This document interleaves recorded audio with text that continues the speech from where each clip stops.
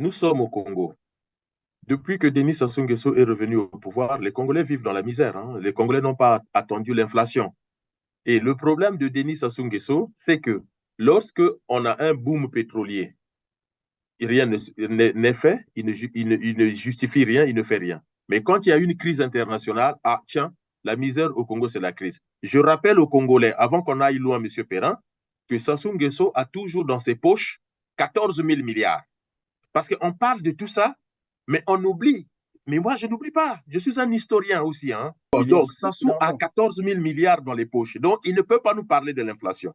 Vous savez, quand vous avez des fonds de réserve, c'est quand l'inflation arrive, le trop généré par l'inflation, vous allez chercher dans vos fonds propres. Et les économistes peuvent mieux vous expliquer ça que moi, les spécialistes du budget. Les Congolais doivent faire partir Denis Sassou Nguesso du pouvoir. Notre pays, chaque année, produit beaucoup d'argent qui fera que demain arriveront des hommes et des femmes de conscience. Les Congolais auront une bonne vie. On n'a pas besoin de ce pouvoir. On vient de le démontrer. C'est des bricoleurs, c'est des amuseurs, c'est des amnésiques. Ils n'ont rien à nous proposer de plus. La seule chose qui compte aujourd'hui, c'est de réfléchir comment faire partir ce pouvoir. Il n'y a plus de discussion à avoir avec eux.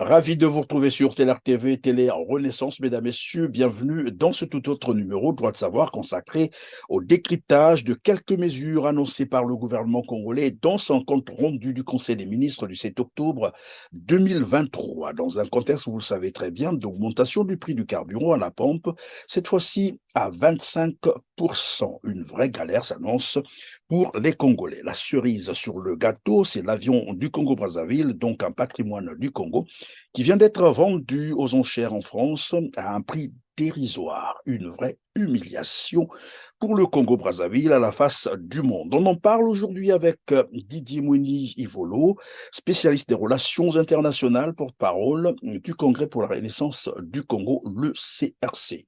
Bonjour Didier. Bonjour, monsieur Christian Perrin, et merci pour cette invitation. Merci Didier. Le Falcon 7X du président dictateur congolais Denis Sassou Nguesso disait tout à l'heure a été adjugé aux enchères mardi 3 octobre 2023 à 7 100 000 € seulement, soit 4 milliards 600 millions de francs CFA au Grand Hôtel de Bordeaux après avoir été saisi en juin 2020 à l'aéroport de la capitale girondine. Je rappelle que le coût d'achat d'un Falcon 7X actuellement est entre 50 et 60 millions d'euros, soit près de 40 milliards de francs CFA. Quel commentaire vous inspire cette vente? Je ne sais pas quel commentaire faire par rapport à la vente de cet avion, sinon que la déception de voir les biens du Congo être bradés, donnés même gratuitement, ça ce n'est même plus bradé, alors que au Congo-Brazzaville, nous avons beaucoup de sujets à traiter, les questions de santé, de maladies, d'éducation nationale, d'emploi, d'infrastructure. Il y a tellement de choses à faire pour gaspiller de cette façon cet argent. Mais en même temps, le commentaire que je peux faire aux Congolais, c'est de leur dire une fois de plus, qu'est-ce que vous voulez? Qu'est-ce que vous voulez? Monsieur Perrin, combien de fois sur TLR TV, le CRC a dénoncé, a démontré, a prouvé aux Congolais que nous avons un gouvernement de brigands, un gouvernement criminel, à la fois sur le plan physique que sur le plan financier.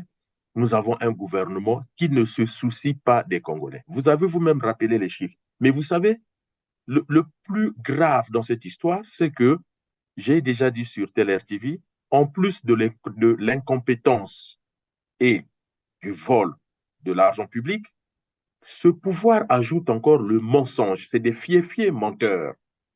Qu'est-ce qu'on apprend? Parce qu'il faut que les Congolais comprennent. Lorsque la justice française vend aux enchères cet avion, estimé à 20 millions, le prix de départ, c'était 7 millions, mais on estimait quand même la vente à 20 millions. Mais c'est parti très vite. 7 millions 100, comme vous avez dit. Mais le ministre des Affaires étrangères du Congo convoque l'ambassadrice de France à Brazzaville pour s'indigner de la vente et le ministre de la Communication, M. Thierry Mungala, dira aux Congolais, à la communauté nationale congolaise et à la communauté internationale, rappelant les us et coutumes diplomatiques, que dans la coutume diplomatique, on ne saisit pas les biens appartenant à une république, ne vend pas. Il a même cité l'exemple d'une ambassade. Et moi-même, diplômé de politique internationale, j'ai dit oui, Thierry Mungala a raison, et donc il faut que j'aille investiguer qu'est-ce qui s'est passé. Parce que j'ai dit à certains amis, Oui, mais et je est-ce que cela veut dire que lorsque Thierry parle d'un avion appartenant à l'État congolais, est-ce que jusque-là, il ignorait que finalement, cet avion n'avait jamais été inscrit au nom du Congo-Brazzaville et que, comme l'a d'ailleurs révélé la nouvelle ambassadrice de France au Congo, Claire Baudini, que cet avion finalement avait été inscrit au nom d'une personne autre et non au nom du Congo-Brazzaville? Est-ce que Thierry Mungala l'ignorait ou il a juste fait semblant de ne pas reconnaître cela? Alors, je peux vous dire, sans crainte de me tromper, Monsieur Perrin, que Thierry Mungala savait exactement ce qu'il faisait. Qu'est-ce que le Conseil de ministres? Je vous explique. Et les Congolais doivent comprendre, ceux qui suivent TLR TV, c'est que le Conseil de ministres, non, le compte rendu du Conseil de ministres, c'est qu'à la fin de la réunion, chaque ministre donne au porte-parole du gouvernement les éléments dont il aimerait que le porte-parole traite pendant la conférence de presse. Et ce document est validé par le Premier ministre et le Président.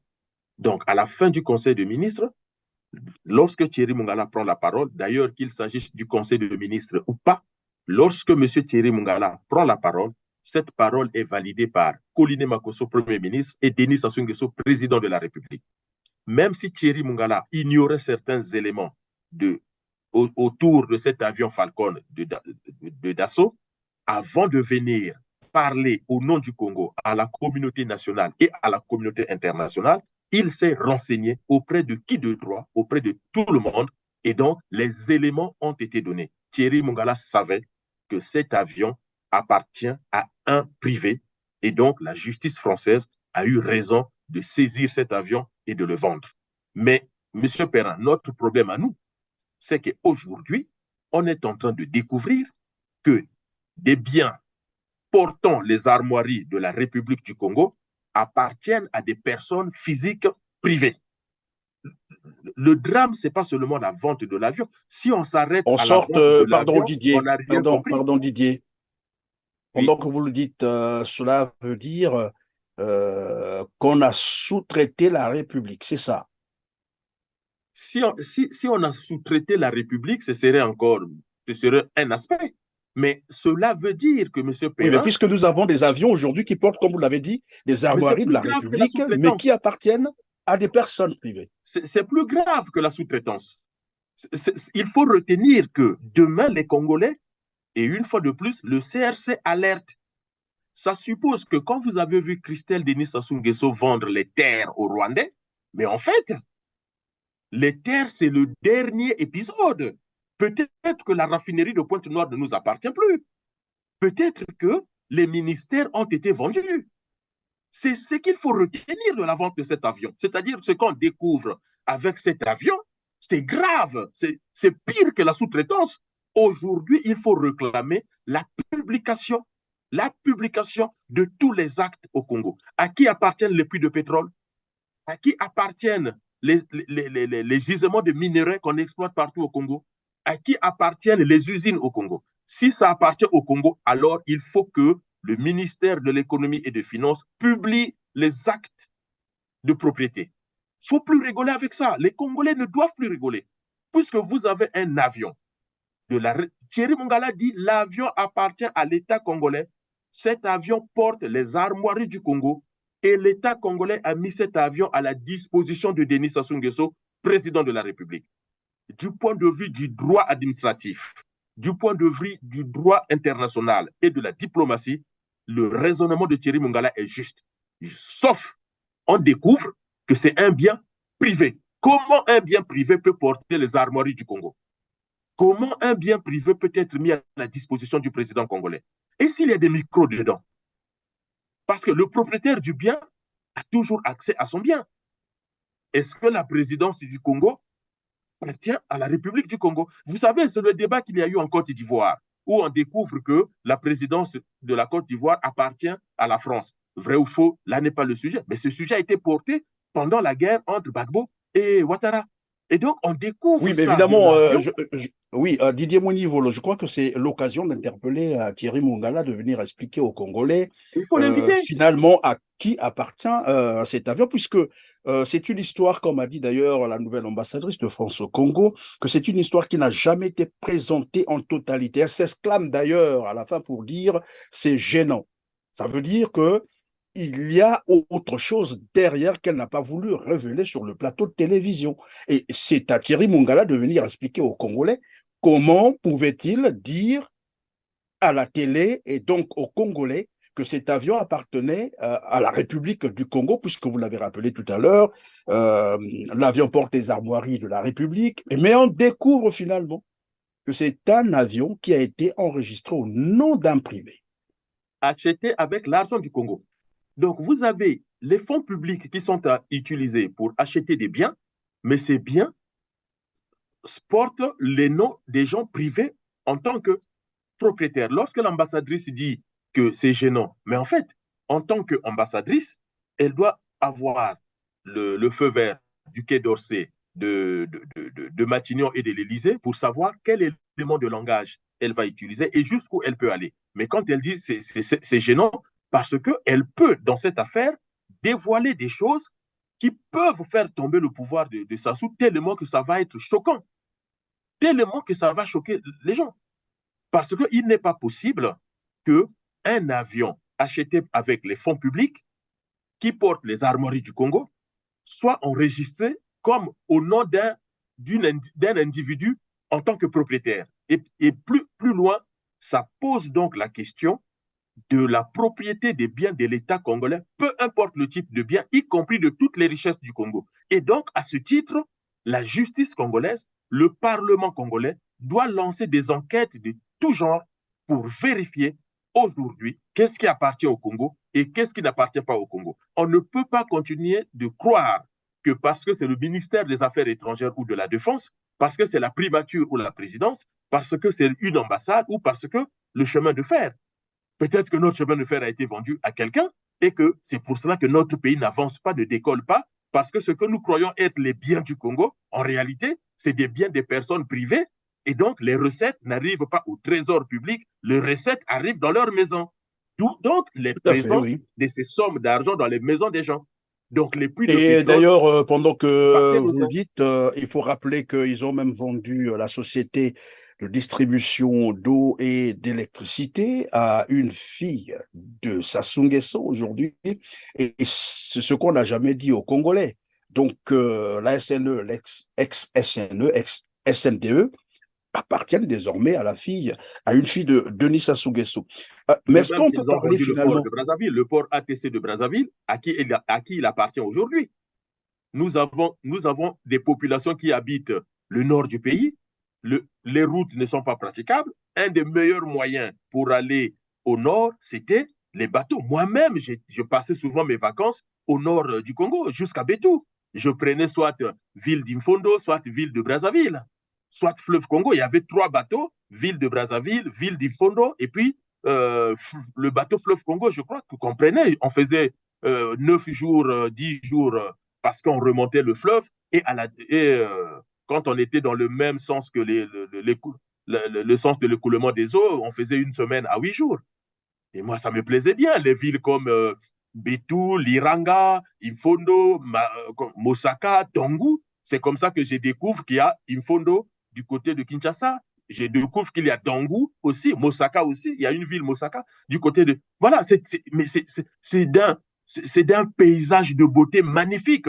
Et on est en train de tout vendre et on ment aux Congolais, on fait croire aux Congolais que ce sont les biens du Congo. Donc, demain, quelqu'un arrive au pouvoir, il découvre que les biens qu'on croit être appartenant au Congo appartiennent en fait à des gens avec. Et l'autre élément dangereux dans cette affaire de Falcon, M. Perrin, c'est que lorsqu'ils ont signé, parce qu'aujourd'hui, dans ce genre de contrat, on vous dit en cas de litige, vous désignez d'avance quel tribunal sera compétent.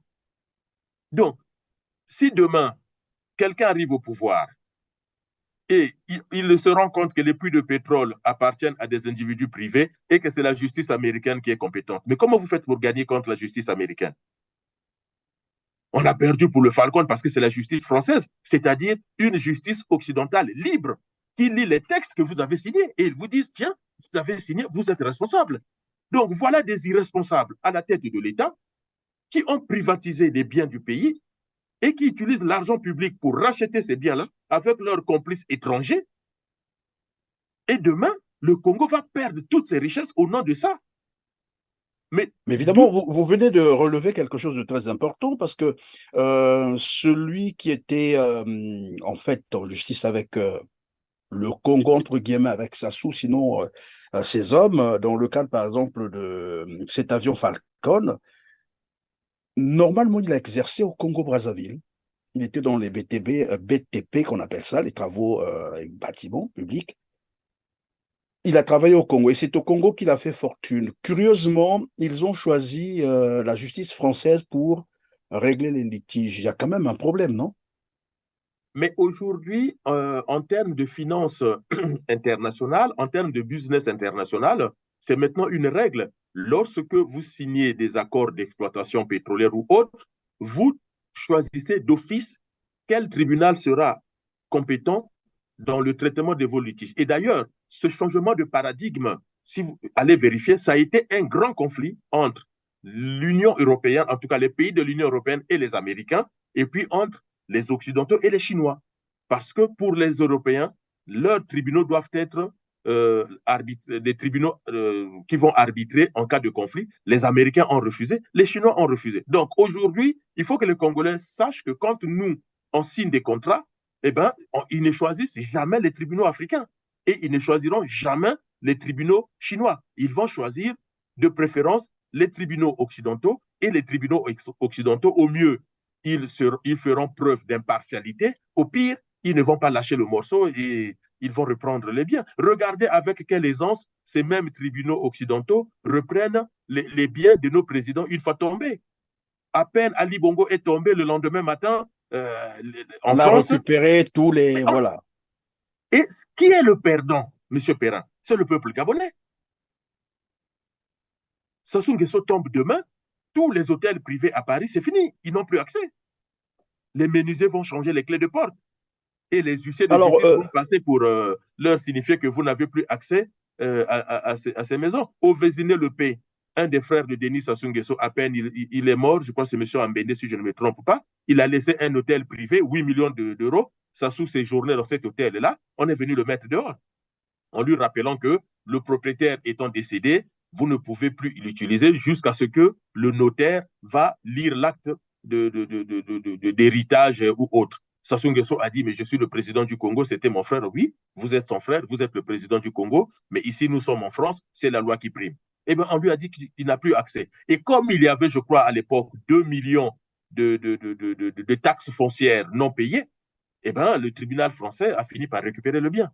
Donc, même ces biens-là, les taxes foncières sont financées par le Trésor public de Brazzaville. Vous voyez comment on dilapide notre argent? C'est triste. Les Congolais doivent mettre ce pouvoir dehors s'ils ne veulent pas tous mourir, ne serait-ce que de faim et de maladie. Ça, c'est très clair. on est encore sur l'avion Falcon 7X du Congo-Brazzaville, entre guillemets, qui a été vendu. Est-ce qu'on peut parler là d'un acte de trahison, de haute trahison, finalement? Mais c'est un acte de haute trahison, relisez la Constitution. Quand le président prête serment, il a prêté serment pour défendre la République, défendre la nation, protéger les biens de la nation. Or, il est l'organisateur, l'instigateur en chef de la dilapidation des biens de la nation. Rien que l'acte de cession ou de vente des terres du Congo au Rwandais par Christelle Denis Sassou Nguesso, il doit être jugé par le tribunal de la République. Même s'il est ministre, relisez les décrets de nomination et d'affectation de Christelle Sassou Nguesso. Il n'a jamais fait état qu'il avait le pouvoir nécessaire pour vendre la terre de nos ancêtres. Donc, tous ces actes, ce sont des actes de trahison. Il a trahi, il a menti. Le président Sassou a menti aux Congolais que nous avons un avion présidentiel. Or, au fond, ils ont utilisé les fonds publics pour acheter tout ça. C'est du brigantisme. Et donc, c'est de la trahison et on ne peut pas accepter ça.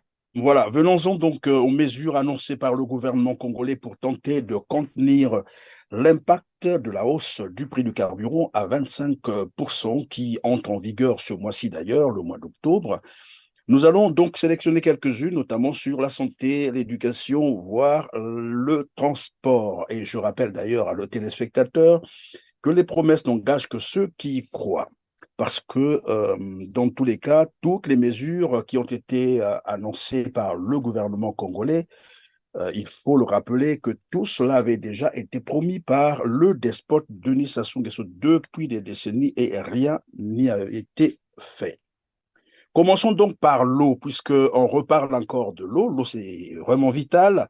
Les Congolais, même dans les grandes agglomérations, tout le monde le sait, accusent un problème d'accès à l'eau potable. Alors ici, il faut s'y rappeler que 193 milliards de francs CFA avaient été décaissés pour un projet qu'on avait baptisé Eau pour tous, qui jusqu'aujourd'hui, curieusement, les Congolais continuent toujours à attendre et l'accès à l'eau, comme je l'ai dit tout à l'heure, à l'eau potable est très, très difficile. Alors, que vous inspire donc d'abord de manière générale, ces nouvelles mesures qui venaient d'être annoncées par le gouvernement congolais pour tenter de contenir, évidemment, comme je l'ai rappelé tout à l'heure, l'impact, bien sûr, de l'augmentation du prix du carburant à la pompe à 25%. C'est énorme, hein, 25%. Alors, monsieur, déjà, il faut circonscrire les choses dans l'espace et dans le temps. Nous sommes au Congo. Depuis que Denis Sassou Nguesso est revenu au pouvoir, les Congolais vivent dans la misère, hein. Les Congolais n'ont pas attendu l'inflation. Et le problème de Denis Sassou Nguesso, c'est que lorsque on a un boom pétrolier, rien n'est fait, il ne justifie rien, il ne fait rien. Mais quand il y a une crise internationale, ah tiens, la misère au Congo, c'est la crise. Je rappelle aux Congolais, avant qu'on aille loin, M. Perrin, que Sassou Nguesso a toujours dans ses poches 14 000 milliards. Parce qu'on parle de tout ça, mais on oublie.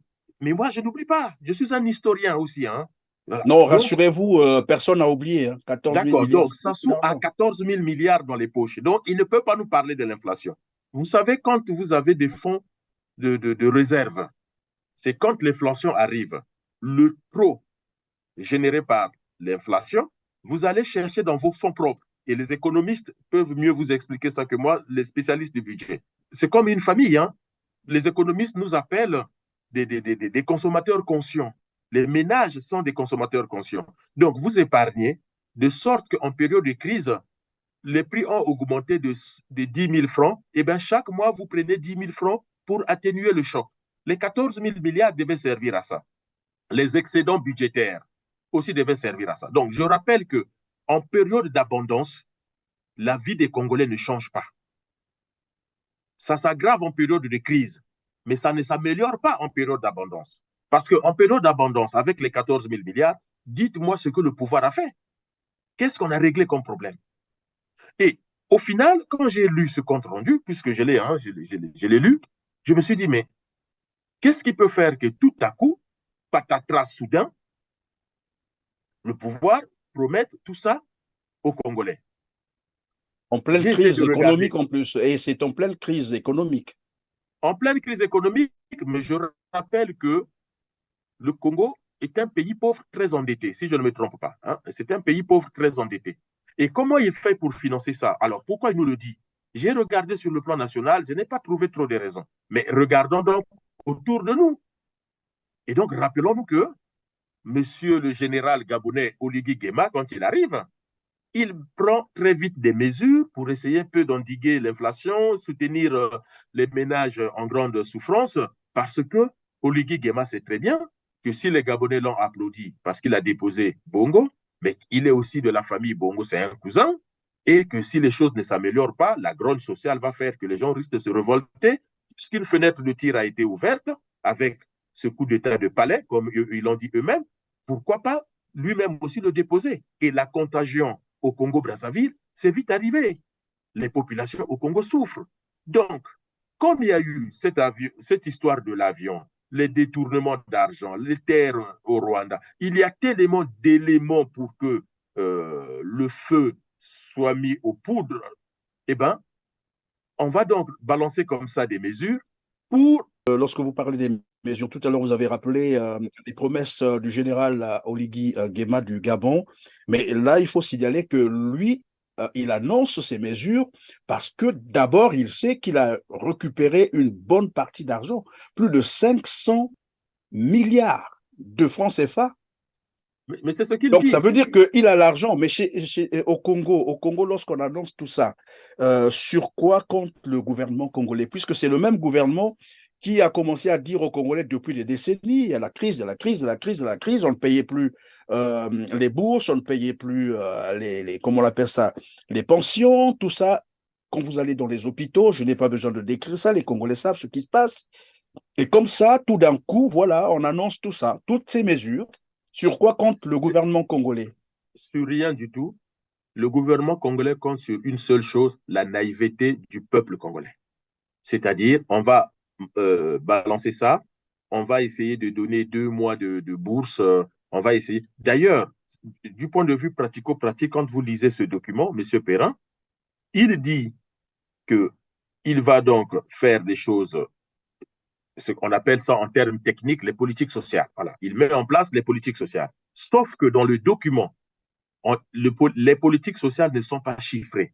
Et donc, ça démontre aussi la médiocrité du document et donc l'incompétence du gouvernement. Lorsque vous dites que nous allons mettre en place telle politique sociale, vous dites en même temps où vous trouvez l'argent pour financer cette politique sociale et combien ça va coûter. Or, vous avez au début du compte rendu du Conseil des ministres des chiffres qui sont donnés avec les recettes 2023 chiffrées à plus de 2 800 000 milliards de francs CFA. Donc, on a un chiffre des recettes. Et les dépenses chiffrées à hauteur de 2 050 000 milliards de francs CFA. Et avec un excédent budgétaire de près de 700 milliards de francs CFA. Mais dans ce cas, il faut aussi chiffrer chaque politique sociale que vous allez mettre en place. Dans l'éducation, si vous allez donner les livres et que les parents ne vont plus rien payer, combien ça va coûter aux contribuables, combien ça coûte à l'État et donc combien l'État va mettre. Quand on dit qu'on va soutenir les ménages les plus fragiles, M. Perrin, qui les a comptés? Qui les connaît? Qui sait là où ils habitent? Et par quel mécanisme on va soutenir ces ménages? On ne va pas demander aux gens de pointer au ministère des Finances pour récupérer tous les matins de l'argent.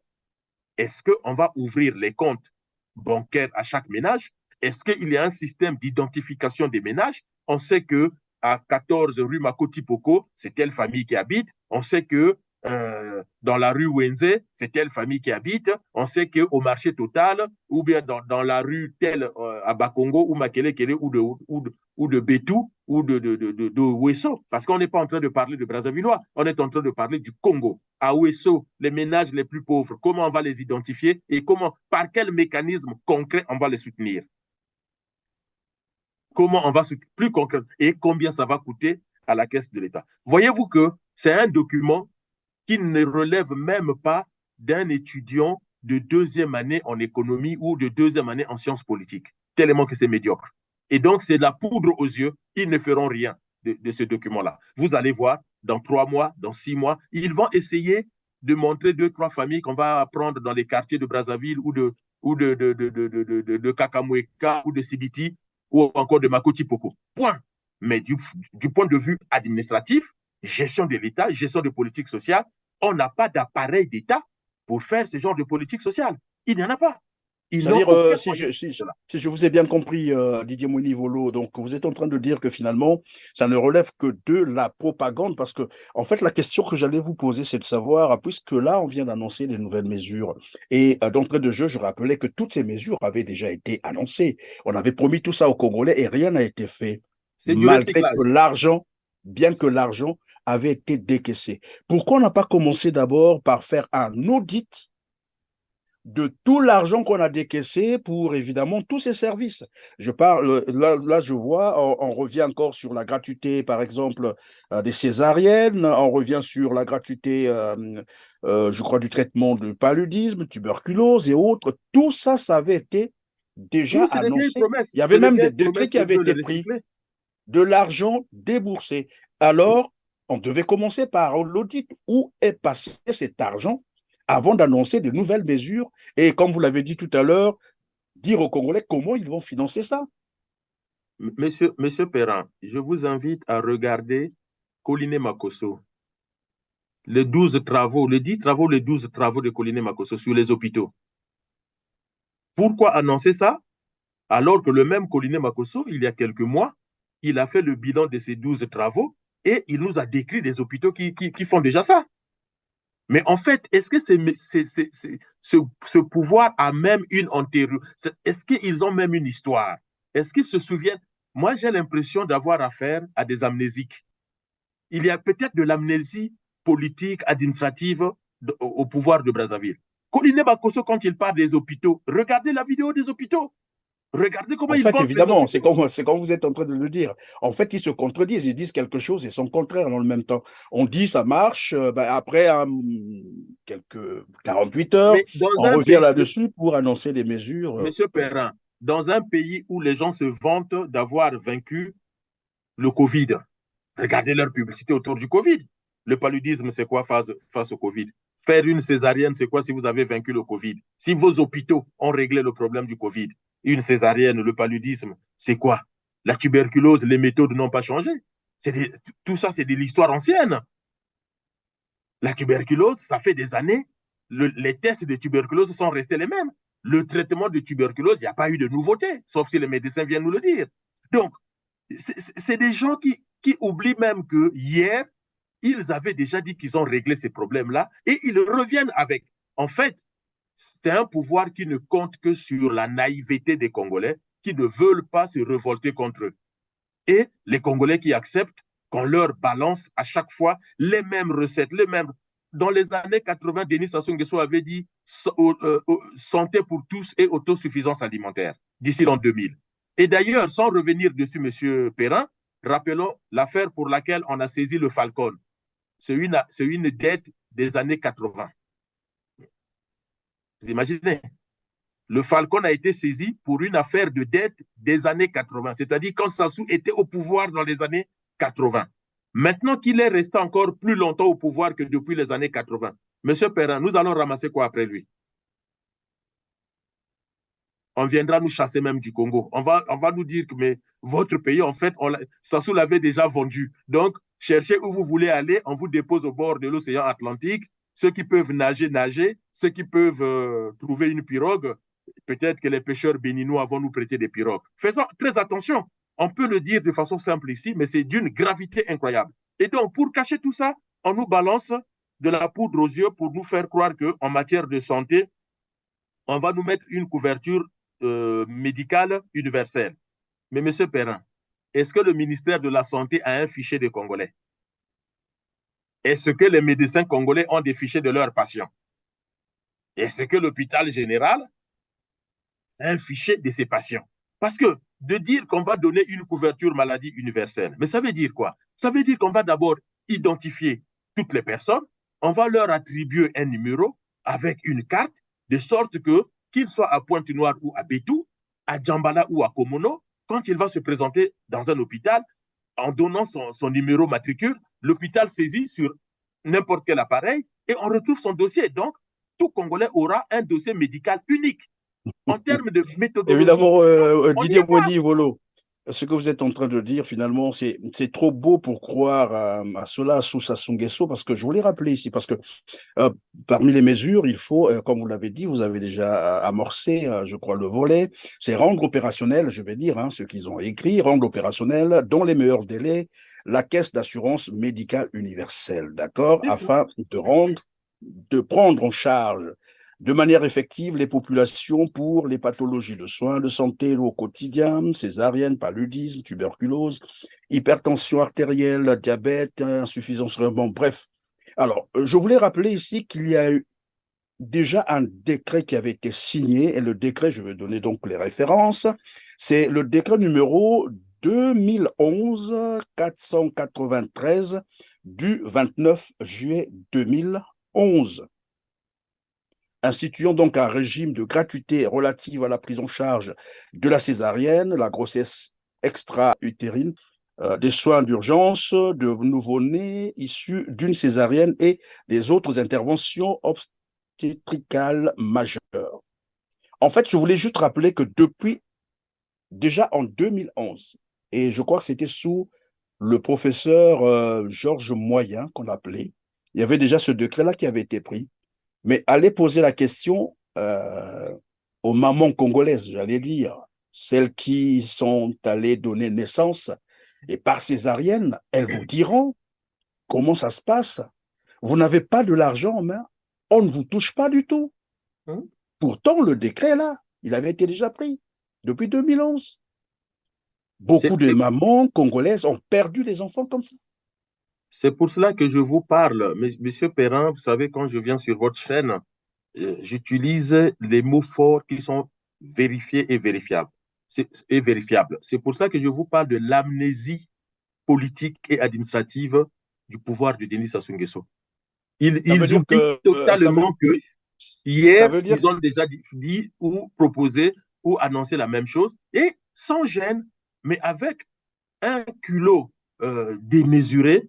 Ils viennent vous dire voilà ce qu'on vous propose en matière de santé. Je ne sais pas, mais franchement, en dehors de l'amnésie politique et administrative, je ne vois pas quelle notion je peux donner pour expliquer ce comportement. Je n'ai pas envie de dire que c'est du foutage de gueule, ils se moquent des gens.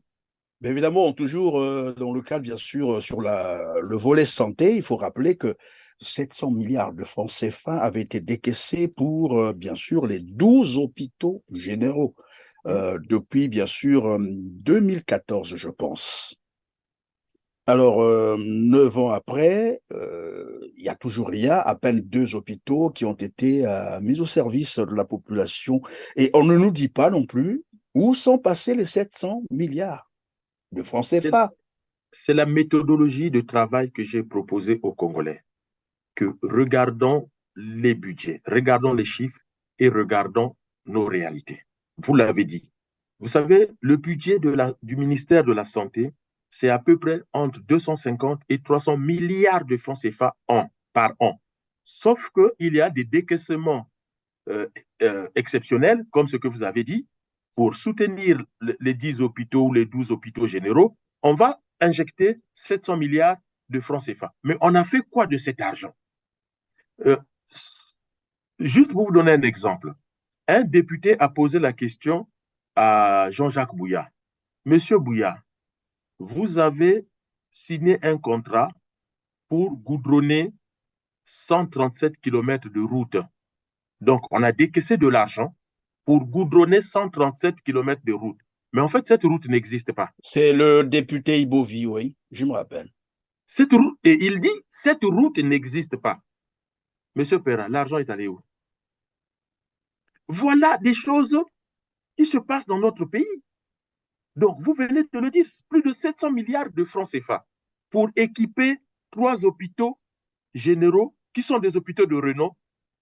Ils vous annoncent ça, mais au final, vous apprenez que c'est faux.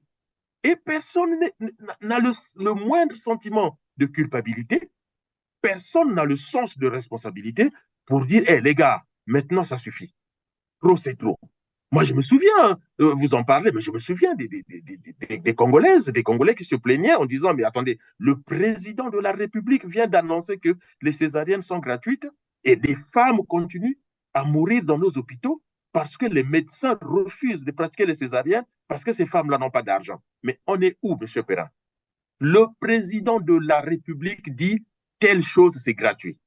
Le lendemain, vous présentez à l'administration, on vous dit, il faut payer.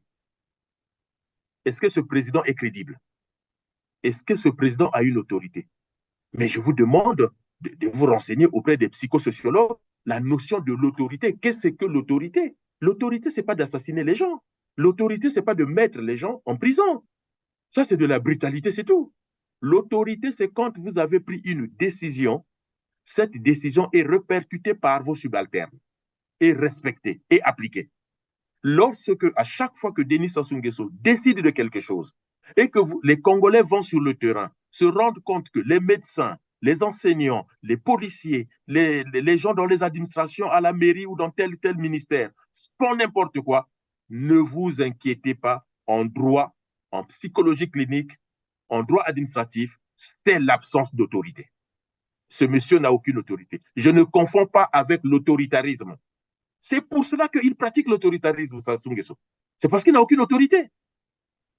Parce que lorsque vous avez une autorité en tant que PDG d'une entreprise et que vous donnez un ordre ou vous prenez une note de service, mais vos directeurs centraux, vos chefs de service répercutent et l'appliquent.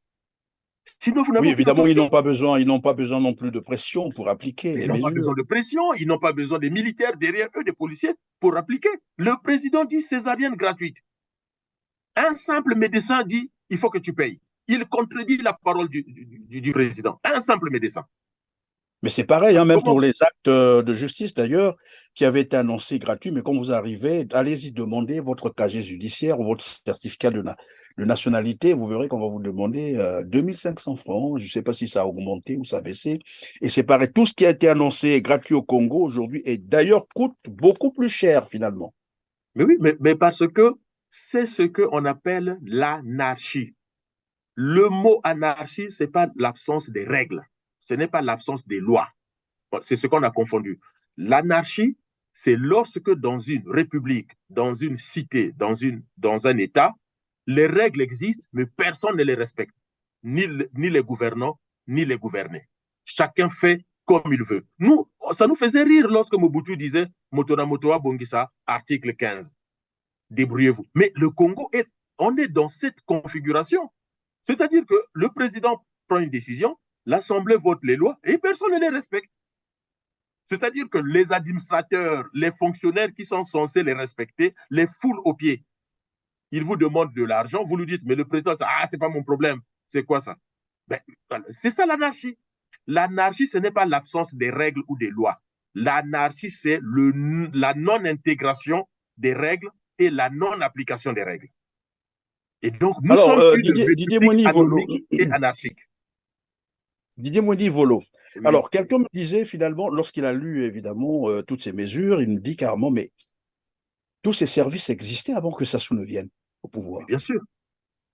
Est-ce que ce n'est pas là un aveu d'échec? C'est-à-dire, il est en train de dire aux Congolais que je suis arrivé au pouvoir, je vous ai privé de tous ces services qui existaient bien avant.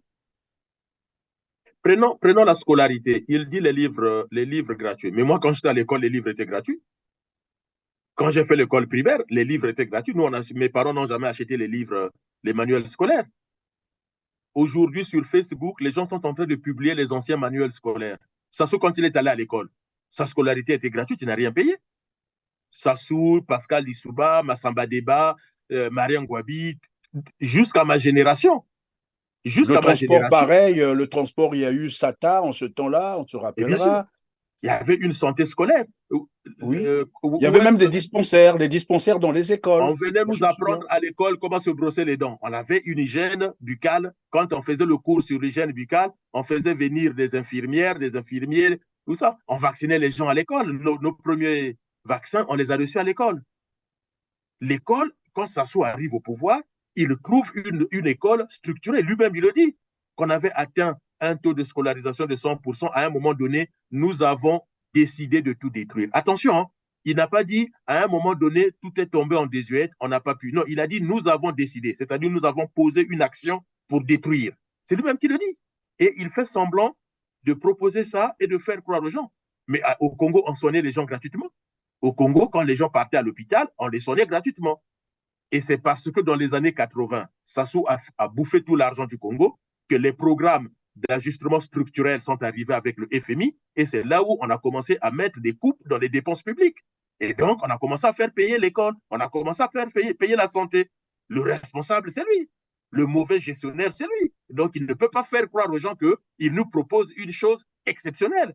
Il le dit là et maintenant parce qu'il a peur de la révolte des populations. C'est tout.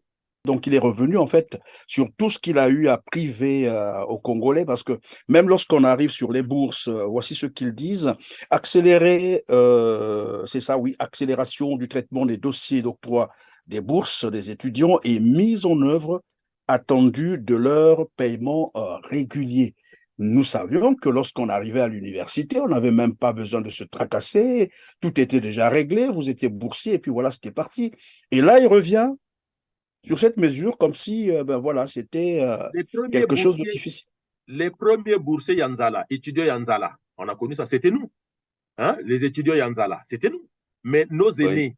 nos aînés, je rappelle que dans les années 60 ou 70, nos aînés, le fait d'arriver à l'université, il avait son vélo Solex. Voilà, Solex, qu'on Hein. appelait Donc, ça. les commerçants à Brazzaville, vous arrivez avec vos documents d'étudiants, vous signez un contrat, vous donnez votre vélo Solex et chaque mois, quand vous avez votre bourse, vous payez. Après Solex, il y a eu les 45S ou les 51V. Hein, ces moteurs que les étudiants, les grands du quartier laissaient en marche alors que quand il arrivait à côté de vous avec un bruit, on a connu ça. Et c'était aussi les étudiants. Quand un étudiant arrivait à l'université, il partait voir, comment on appelait, Kitoko. Il signait un contrat et Kitoko lui donnait sa moto Bécane 41S ou 51V. Et chaque mois, quand il avait sa bourse, il payait. Les premiers étudiants qui vont souffrir avec les retards de bourse ou le non-paiement de bourse, c'était nous. Nous, quand on arrive à l'université avec Sassou Nguesso, tout ça, c'était fini. Mais les étudiants, à l'époque, c'était une valeur sûre. Mais c'est avec Sassou, on commençait à nous insulter quand tu disais que je suis un étudiant, oh, étudiant Anzala. Oui, Sassou lui-même, avec évidemment, étudiant, Sassou Nguesso lui-même, avec Oba Apounou avait même fait un lapsus en disant aux étudiants pendant une grève que vous n'êtes pas comme les jeunes de Suco qui nous fabriquent du ciment. Bon, on l'excuse de cette erreur. Mais déjà, donc Sassou a toujours détesté l'école, ça on le sait. Il a voulu fermer l'école des cadets à un moment donné parce qu'il se disait à quoi ça servait. Et on a appris que c'est Yomi qui lui a dit attention, l'école des cadets nous a quand même donné des grands cadres, dont deux présidents de la République. Donc, il a un vrai problème avec l'apprentissage, il a un vrai problème avec le savoir, il a un vrai problème avec l'éducation nationale. Ça, il faut que ça fait des années que je le dis aux Congolais. Si vous voulez éduquer vos enfants, si vous voulez donner aux enfants une... Mais regardez même autour d'eux. Je n'aime pas parler des histoires familiales. Regardez même autour d'eux. Ailleurs, vous avez des enfants des présidents qui font des grandes études. Mais nous, nos hommes politiques, dans la plupart des cas, leurs enfants font des études bricolées. C'est pour cela qu'ils n'arrivent même pas à vous présenter leur CV. Demandez à Isidore Vouba quelles sont les études réalisées par son fils qui est député aujourd'hui. Ce garçon se promenait dans les rues des banlieues parisiennes. Il faisait quoi? Posez-lui la question. Et comment voulez-vous que des gens comme ça puissent avoir une appétence pour les études? Regardez les Oui, milliards mais qu'ils ont chez eux. pendant que vous êtes en train de le dire, il faut signaler que nous avons des jeunes étudiants congolais à l'étranger qui croupissent, mais vraiment dans la misère, jusqu'à parfois 4 ans sans bourse, et c'est curieux. Et Et ils cela ont des n'inquiète milliards dans les personne. maisons. Et ils ont des milliards dans les maisons. Regardez, M. Perrin, leurs propres enfants. Ils ont des milliards.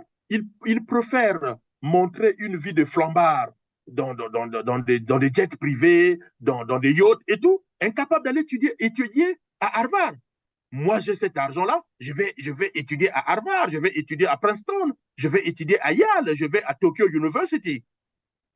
Avec cet argent, j'envoie mes enfants étudier dans des grandes écoles, avoir un bon savoir. Mais regardez les diplômes qu'ils vous citent, avec les milliards qu'ils ont, et ils veulent se faire croire. Non, ils ont un vrai problème avec le savoir. Ça, il faut que les Congolais le mettent dans leur tête et qu'ils ne sont pas bons pour nous diriger. Ils vous recyclent les papiers des années 60, toujours les mêmes. Sassou Nguesso a trouvé un pays C'est bien florissant. dommage, évidemment, on parle de l'éducation, vous l'avez déjà dit tout à l'heure, la suppression aussi de la contribution des parents d'élèves et prise en charge des bénévoles et agents communautaires de l'enseignement. Bah, ici, il faut rappeler qu'en 2020, Sassou Nguesso promettait déjà le recrutement de 2000 enseignants, mais nous sommes en 2023, rien n'a été fait et je crois que les appelés volontaires, comme on les appelle, nous entendent et ils en savent quelque chose. Mais alors, mais quelle leçon peut-on donc tirer de tout ceci? Parce que finalement, comme je l'ai dit, d'entrée de jeu, c'est une litanie des mesures. Déjà, rien qu'à lire tout ça, on comprend à première vue que c'est un peu de la démagogie. Quelle leçon tirer et quel message les Congolais doivent retenir finalement face à ces mesures?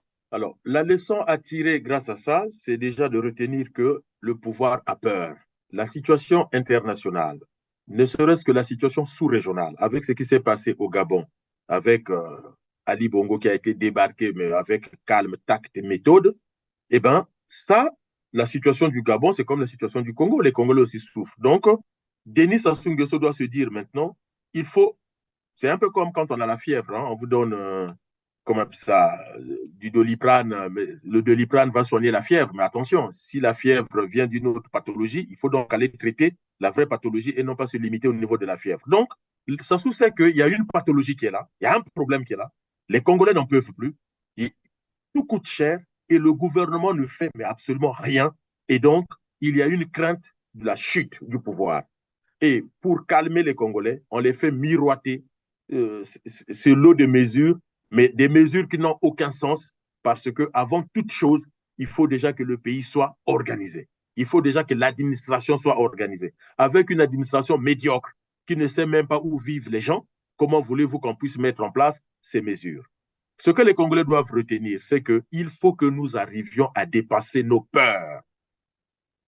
Il faut que nous arrivions à dépasser nos peurs et d'aller vers une révolution. Seule la révolution, sauf si demain, un miracle fait que les choses changent. Mais en tout cas, il faut comprendre qu'aujourd'hui, le Congo a l'argent, le Congo aura toujours l'argent.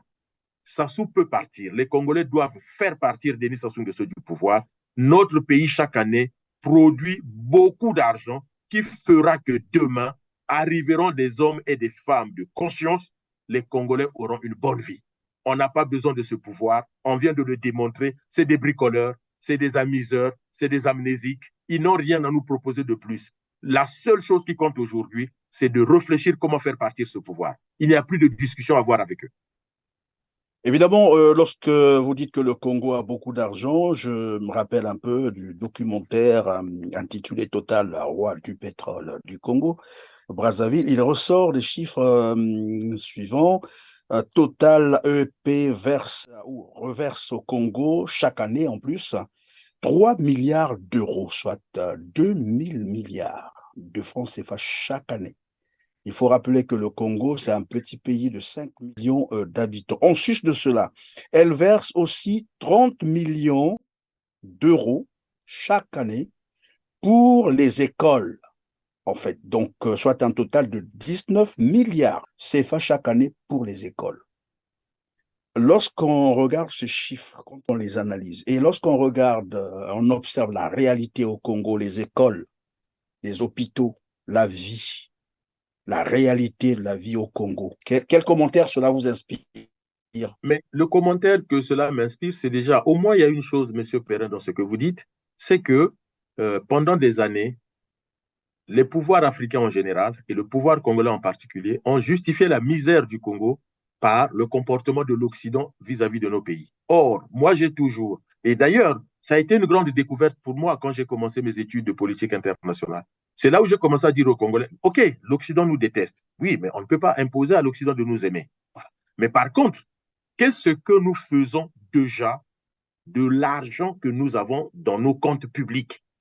Notre combat, c'est d'abord de discipliner nos comptes publics. Mais vous ne pouvez pas discipliner les comptes publics avec un groupe de gens qui n'ont jamais appris à gérer l'argent. Monsieur Perrin, regardez, je regardais aujourd'hui, quelqu'un m'a envoyé une vidéo de Vital Kamere. Vital Kamere dit, mais moi, avant d'arriver en politique, j'étais déjà riche, puisque j'ai commencé mes affaires. J'avais mes business, je suis riche. Mais je vois les gens en Moussounia-Bata, pour dire ça comme ça, et parce qu'ils sont arrivés en politique, tout à coup, ils sont devenus riches. Mais, monsieur Perrin, le père de Denis Sassou Nguesso, les parents de Denis Sassou Nguesso, c'était des pêcheurs, des cueilleurs, comment on appelle ça, des chasseurs. Quand Sassou Nguesso est né à Evo en 1947 ou 1949, quelle est la situation d'Evo? Evo, c'est un village de pêcheurs. Nos parents à nous, quand ils sont nés, nos grands-parents, nos grands-parents à nous, c'était des agriculteurs. Donnez-moi le nom de l'homme d'affaires congolais en 1930. Il n'existe pas. Demandez à Théophile Obega, demandez à Yvon Norbert Gambeg, demandez aux historiens congolais. Jusqu'en 1910, la France est en train de parachever la colonisation de ce qui va devenir l'Afrique équatoriale française, retardé par les résistances comme de Mabiala Manganga. Jusqu'en 1910. À partir de 1910, c'est là où la France commence l'exploitation économique de ses colonies. Pour ne prendre que l'exemple de la France, mais l'Angleterre aussi. Or, ce qui fait que les premiers qui vont à l'école s'appellent qui? Mais s'appellent Tchétchélé, Denis Sassou Nguesso, Pascal Lissouba, Massamba Deba. Mais eux, ils viennent d'où? Mais ils viennent des familles pauvres. Ils viennent de familles pauvres. Aucun ne vient d'une famille capitaliste. Je demande aux Congolais de relire le livre, je crois que c'est Marx et Engels, l'origine de la famille, de la propriété privée et de l'État. Chez nous, on n'a pas suivi ces mécanismes-là. C'est Oui, parce que les gens Didier sont arrivés au Monivolo, pouvoir. Pendant que vous parlez des gens qui viennent s'enrichir en politique, ça nous rappelle également Laurent Gbagbo qui disait, si vous voyez quelqu'un devenir riche en faisant la politique, c'est que c'est un voleur. Mais Bien sûr. voler jusqu'à ce niveau-là, finalement, qu'est-ce qu'ils font avec tout ça? Parce que tout à l'heure, j'ai donné des chiffres, ça ne concerne que Total, hein, c'est une entreprise en fait. Oui, bien Le sûr. groupe Total, EEP, Congo. Mais à côté, il y a d'autres entreprises, il y a d'autres sociétés aussi qui exploitent du pétrole au Congo. Par exemple, l'italien Eni, vous avez aussi l'américain Chevron et ben voilà, des compagnies nationales, la SNPC, sans parler de Peranco et autres, et tout ce qui va avec les sociétés des membres du clan Sassou Nguesso qui ont pris le pétrole congolais en otage.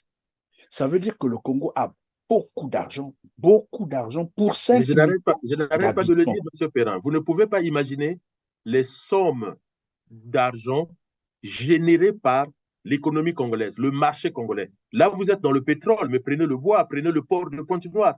Rien ne Les justifie minerais, tout ça, oui. rien ne justifie la misère des Congolais, sauf le comportement pathologique du pouvoir de Sassou. La seule raison pour laquelle nous sommes pauvres au Congo, c'est le comportement des hommes politiques vis-à-vis des finances publiques. Le jour où nous aurons un autre Massamba Deba, Massamba Deba, en 8 ans de pouvoir, a fait 1000 fois mieux que Sassou en 40 ans de pouvoir. Vous savez, la différence est où? C'est une différence de nature et non pas de degré. Vous pouvez chauffer Sassou Nguesso ou le refroidir, vous n'aurez jamais le degré de vibration, de conscience humaine et divine de Massamba Deba. Mais on peut parler j'allais dire, d'un plan d'occupation? Finalement, c'est un régime d'occupation. Monsieur est venu pour tout prendre et ne rien laisser aux Congolais. Alors que même les colons, puisque c'est un crime, la colonisation, c'est quand même un crime, mais au moins les colons, quand ils prenaient, ils arrangeaient quelques structures, j'allais dire, des infrastructures de santé, de transport et autres. Mais lui, il vient, il prend tout et il détruit tout. Il vend même les terres. Mais Comment, je, comment, comment expliquer ça? je reprends le fil de ma pensée. Je vous dis que le degré de vibration de la conscience de ceux qui nous dirigent au Congo-Brazzaville, c'est un degré tellement négatif que ça devient une nature. La nature de Massamba Deba a toujours été la construction de notre pays, peu importe ce qu'on peut lui reprocher. Mais imaginez que quand Denis Sassou Nguesso arrive au pouvoir, Sassou prend le pouvoir, le Congo compte à peu près 1,2 million habitants, hein, et il trouve d'énormes richesses, mais il a échoué. Et comment voulez-vous qu'il réussisse avec 4 millions, 5 millions, demain 6 millions d'habitants? Il ne peut pas. Et en plus, c'est quelqu'un qui a eu une telle haine des Congolais parce qu'ils ne l'ont pas choisi en 92. Il n'a jamais digéré cet échec-là. Ce qui fait qu'aujourd'hui, faites ce que vous voulez et ça fait 23 ans, non, 26 ans que ça est au pouvoir, ça fait 26 ans que je le répète. Vous savez, en 97, j'étais un des rares à dire aux Congolais, ce n'est pas l'Issouba qui a perdu le pouvoir, mais c'est le Congo qui vient d'entrer dans des cycles d'involution que même Satan aura peur de nous pour dire, mais qui leur a fait ça? Même le diable dira, mais qui leur a fait ça? Et donc, aujourd'hui, c'est une question de vie ou de mort que de dire, il faut que ce monsieur parte du pouvoir. Le Congo ne lui appartient pas. Il est un Congolais comme tous les autres. Quand on vous dit que Jean-Jacques Bouya signe un contrat avec une entreprise pour sortir l'équivalent en argent de 137 km de goudron, 1 km, c'est 2 millions d'euros, M. Perrin. Allez vérifier. 1 kilomètre, c'est 2 millions d'euros. Donc, quand Jean-Jacques Bouya prend l'équivalent de 137 kilomètres pour goudronner la route, une route qui n'existe pas, mais même le gangstérisme ne raisonne pas comme ça. Même la mafia ne raisonne pas comme ça. La mafia récupère les marchés, mais les traite mal. Mais ils récupèrent quand même des marchés. Mais ces gens-là vous prennent de l'argent en disant on va goudronner une route, mais la route n'existe même pas. Vous imaginez? Et ça veut dire que le bien-être des Congolais ne leur préoccupe pas. Et Est-ce qu'ils se rendent même de la question du bien-être? Ils ne font même plus la différence entre euh, la société congolaise. Pour eux, le peuple congolais n'existe pas. Donc, le papier qu'ils vous pondent là, du Conseil des ministres du 7 octobre, comme je vous dis, c'est de la poudre aux yeux pour vous endormir. Ils ne comptent que sur l'endormissement des Congolais, ils ne comptent que sur la naïveté des Congolais. Mais personne ne croit à ce papier parce que du point de vue des politiques sociales que j'ai étudiées, la méthodologie est fausse.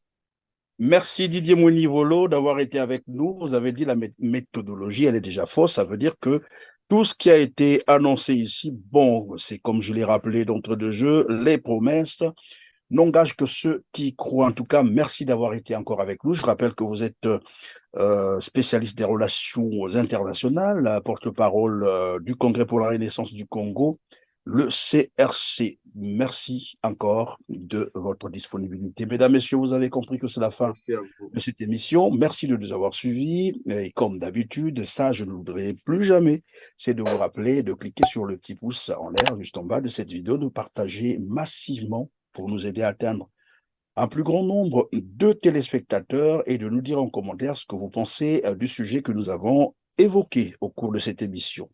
Sur ce, on se dit au revoir et à très bientôt. Merci à vous et à bientôt.